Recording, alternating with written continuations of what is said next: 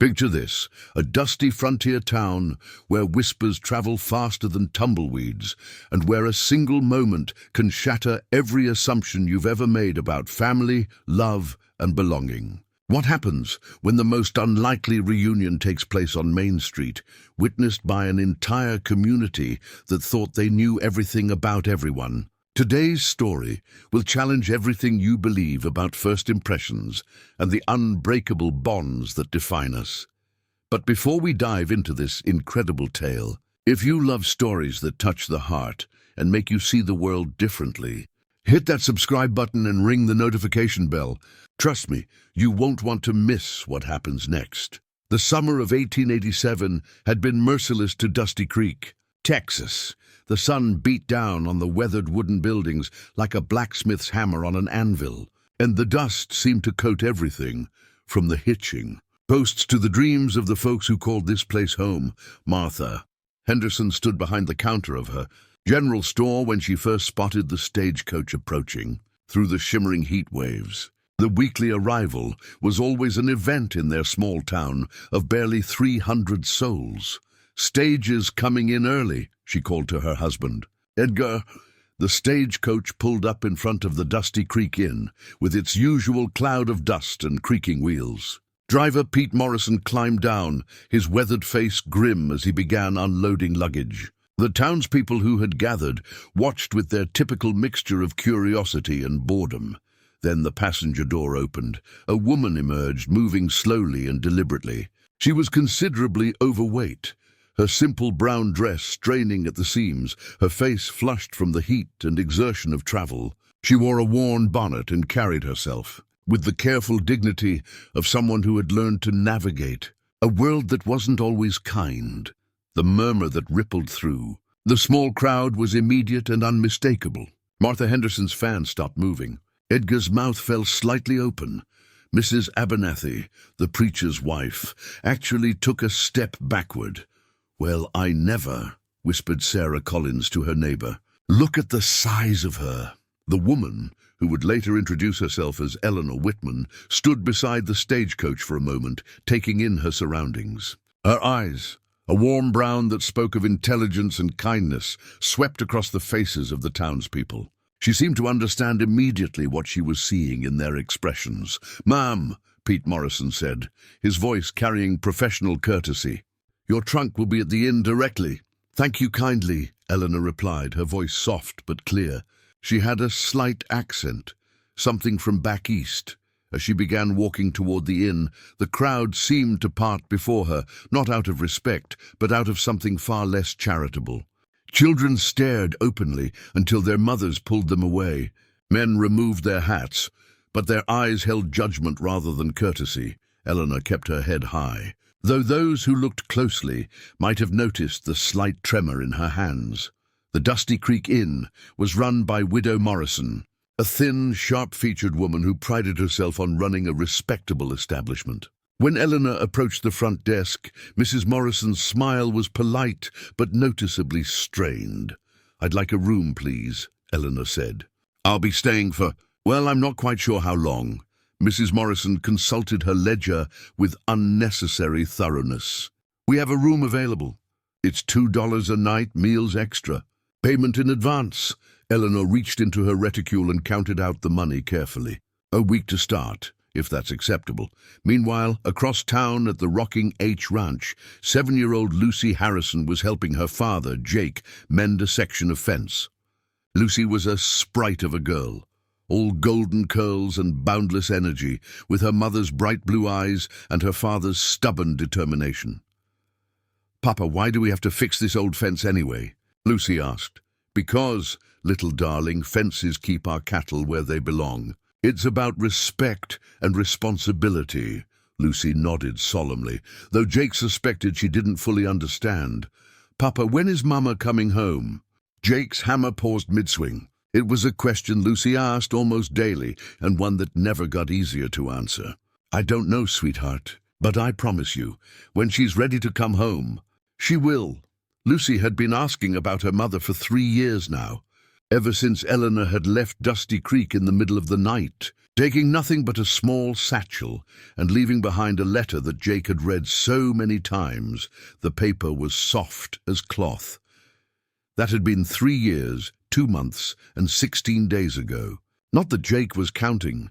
As they worked in the afternoon heat, neither Jake nor Lucy noticed the stagecoach arriving in town, nor did they see the woman who stepped down from it, carrying herself with quiet dignity despite the stares and whispers that followed her every step. But they would see her soon enough. The next morning dawned clear and hot, promising another scorching day. Eleanor had spent a restless night in the small room at the inn, listening to the unfamiliar sounds of a town she had once known, as well as her own heartbeat. She had come back to Dusty Creek for one reason: to see her daughter. The letter from Dr. Matthews had been brief but alarming. Jake had been injured in a riding accident. Nothing life-threatening, but serious enough to require several weeks of recovery. The decision to return had not been easy. 3 years of living in Philadelphia, working in a factory, saving every penny, and trying to become the woman she thought her family deserved. It had all led to this moment. She was still overweight, perhaps more so than when she had left. But she had found something in those years away, a sense of her own worth that didn't depend on what others thought of her appearance. Eleanor made her way downstairs for breakfast, steeling herself for another round of stares and whispers. The dining room responses were minimal: a grunt from old Mr. Peterson, a tight nod from the banker's wife, and complete silence from the young couple she didn't recognize. After breakfast, she decided to walk through town, partly to reacquaint herself with the place she had once called home. Main Street looked much the same as it had 3 years ago. Henderson's general store still dominated one corner, the barber shop, the blacksmith, the small church, all exactly as she remembered. She was passing the general store when she heard the sound of hoofbeats approaching. A wagon was coming down Main Street, driven by a man whose silhouette was achingly familiar, even at a distance. Eleanor's heart began to race, and she quickly stepped into the shadow of the store's awning. It was Jake. Even from 50 yards away, she could see that he moved differently than he used to, more carefully, favoring his left side. But it was definitely Jake, her Jake, looking older and more weathered, but still the man she had fallen in love with. And beside him on the wagon seat, chattering away with animated gestures, was Lucy.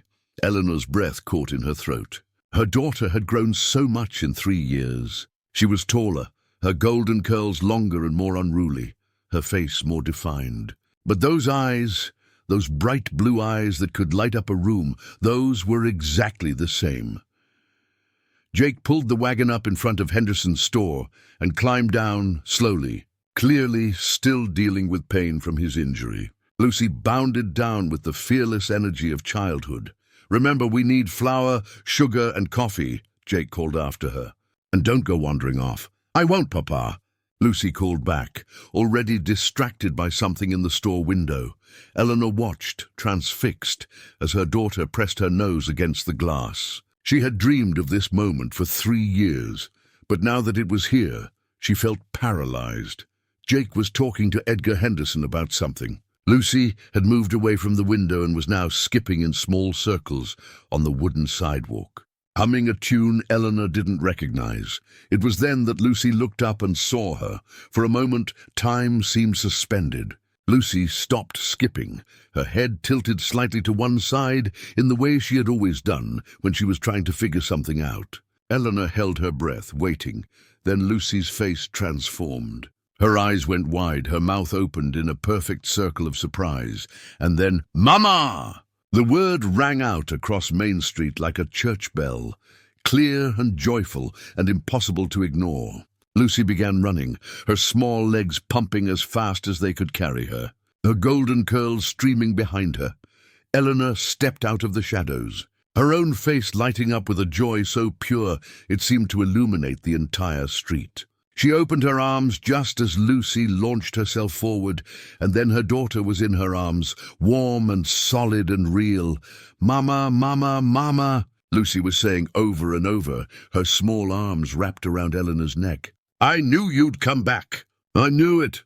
Edna held her daughter close, tears streaming down her face, not caring who was watching or what they might think. This moment, this perfect, impossible moment, was worth every day of the 3 years she had been away. "My sweet girl," she whispered into Lucy's hair. "My beautiful, wonderful girl. I've missed you so much." The street had gone completely silent. Jake stood frozen beside the wagon, his face a mixture of shock, joy, and something that might have been fear. The townspeople were now staring openly, their expressions ranging from surprise to disapproval to outright scandal. But Eleanor didn't care about any of that. All that mattered was the little girl in her arms, who was pulling back now to look at her with those bright blue eyes. "Oh, you look different, Mama," Lucy said, her small hands touching Eleanor's face. "But you still smell like lavender," Eleanor laughed through her tears. "Do I? I wasn't sure you'd remember." "I remember everything," Lucy said solemnly. "Are you ready now, Mama?"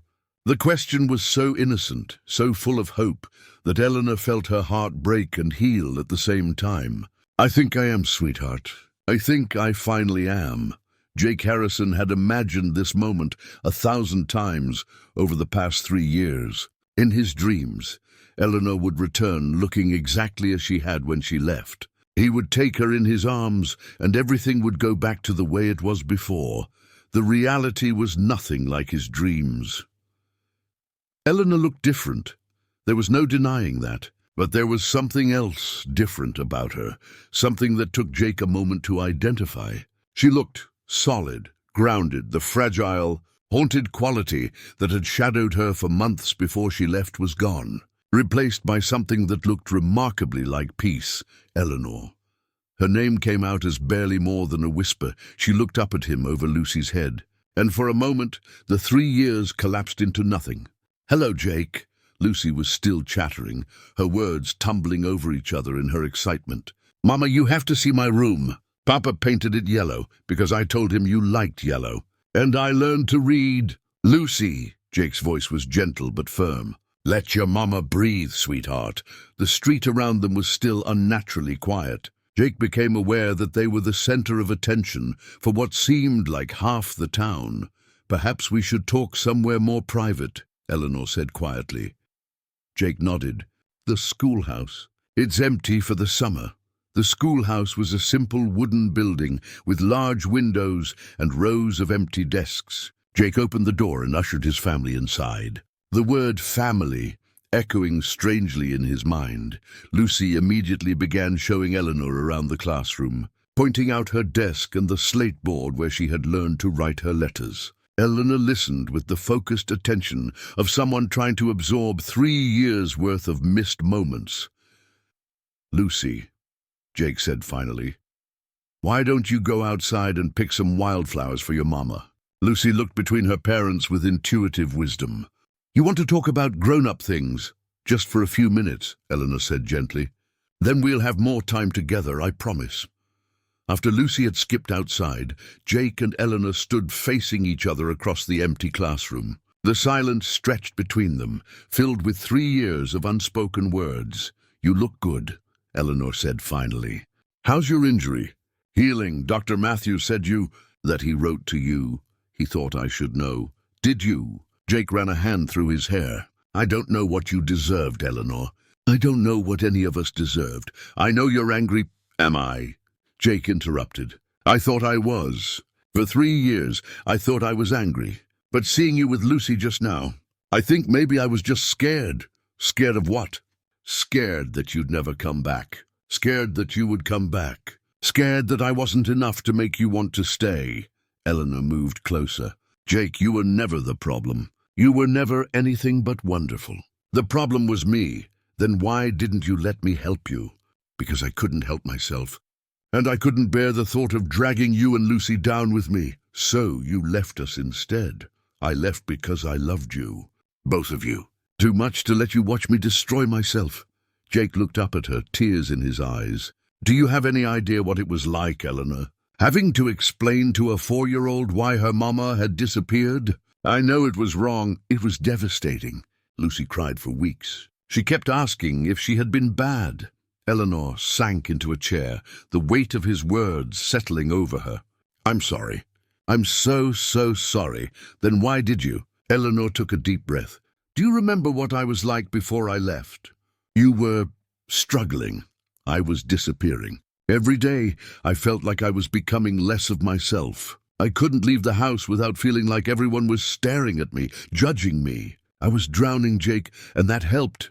At first, it was just survival. But slowly, I started to remember who I was. I made friends, other women who were struggling. I learned that my worth wasn't determined by my dress size or what strangers thought.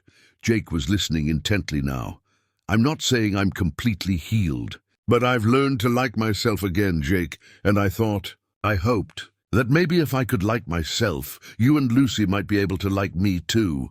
Before Jake could respond, Lucy came bursting through the door, her arms full of wildflowers. Look, Mama, I found yellow ones and purple ones. They're beautiful, sweetheart. Just like you, Lucy beamed, then looked between her parents. Are you coming home now, Mama? Eleanor looked at Jake with uncertainty. This was his decision as much as hers. I don't know, Lucy, Eleanor said carefully. That's something your papa and I need to talk about. Lucy's face fell slightly, but then she brightened. Well, you're here now. That's what matters. And in that moment, looking at her daughter's radiant smile and her husband's softening expression, Eleanor thought that maybe Lucy was right. Maybe being here now was enough to start with. The next few days passed in a careful dance of rediscovery. Eleanor remained at the inn, but she spent her days with Lucy, relearning her daughter's rhythms and marveling at the confident, bright child she had become. Jake maintained a polite distance, but Eleanor could see him watching them together. On Thursday afternoon, while Lucy was at a friend's house, Jake approached Eleanor as she sat on the inn's front porch. Would you like to see the ranch? He asked. Eleanor looked up surprised. Are you sure? Lucy's been asking. She wants to show you her room and Buttercup and the new calf. He paused. And I think we need to talk. Really talk. The ride to the ranch was quiet, but it wasn't uncomfortable. Lucy chattered from her position between them, pointing out landmarks and changes. That's where the old oak tree used to be, Lucy said. Lightning got it last spring. That's a shame, Eleanor said. I remember that tree. The ranch looked much the same as Eleanor remembered, though she could see evidence of Jake's hard work everywhere. New fencing, a repaired barn roof, a flourishing vegetable garden. Lucy immediately dragged Eleanor off to see her room, painted a cheerful yellow and filled with evidence of a happy childhood. This is where I keep all the letters I wrote to you, Lucy said, opening a small wooden box. Papa said you might not get them, but I wrote them anyway.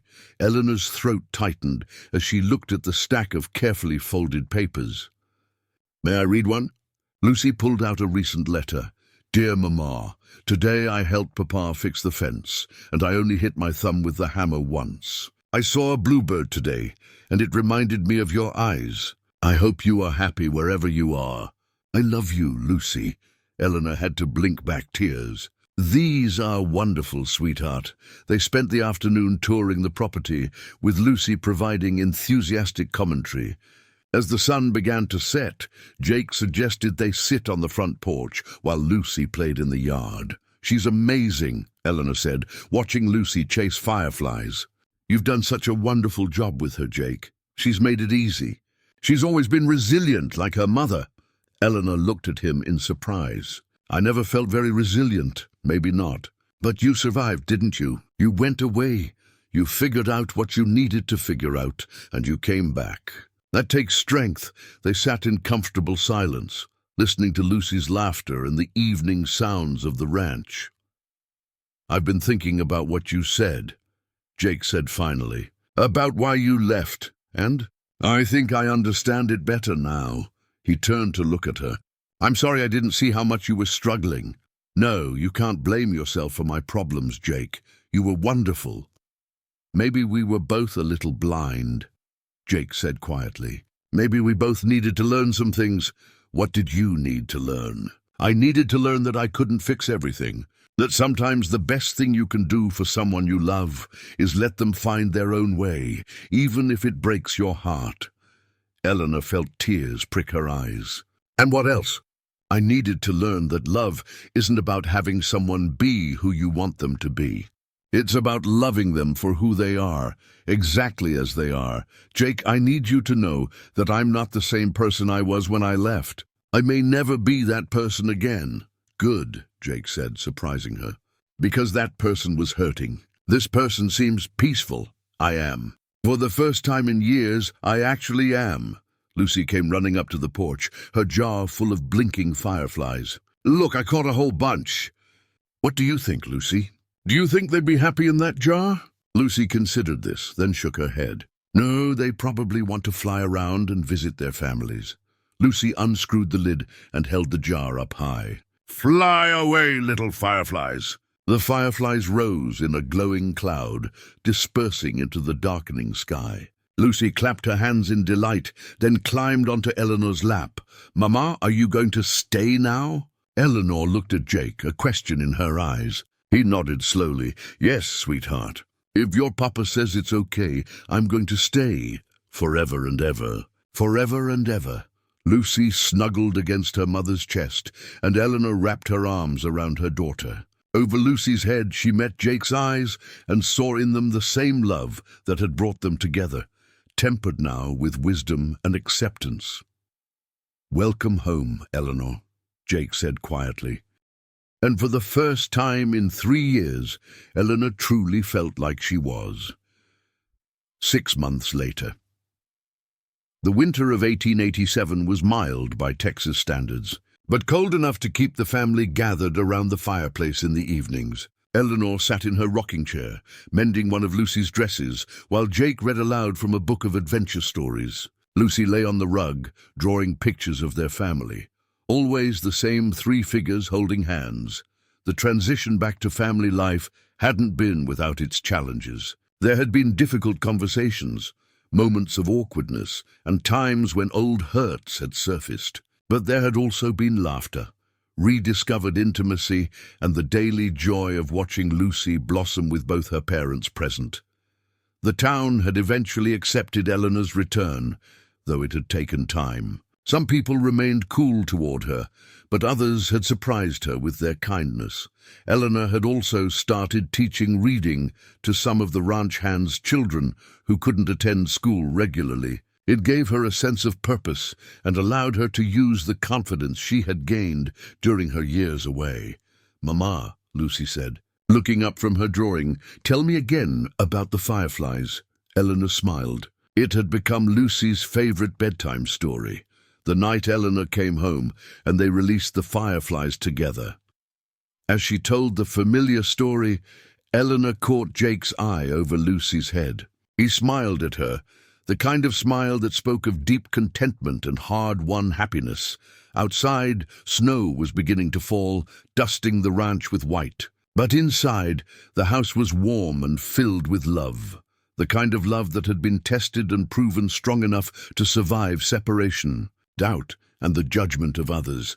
Eleanor had learned that coming home wasn't about returning to who you used to be. It was about bringing who you had become to the place where you belonged. As Lucy drifted off to sleep and Jake banked the fire for the night, Eleanor looked around their home and felt a peace that went deeper than contentment. She had found her way back to herself, and in doing so, she'd found her way back to them. Some stories, Eleanor thought as she prepared for bed, have the most beautiful endings of all. If this story touched your heart and reminded you that love truly knows no boundaries, make sure to subscribe to our channel for more inspiring tales from the Old West. Hit that notification bell so you never miss a story that might just change the way you see the world. And remember, sometimes the most powerful thing we can do is see past the surface to the heart that beats beneath. Until next time, keep believing in the power of love, acceptance, and second chances.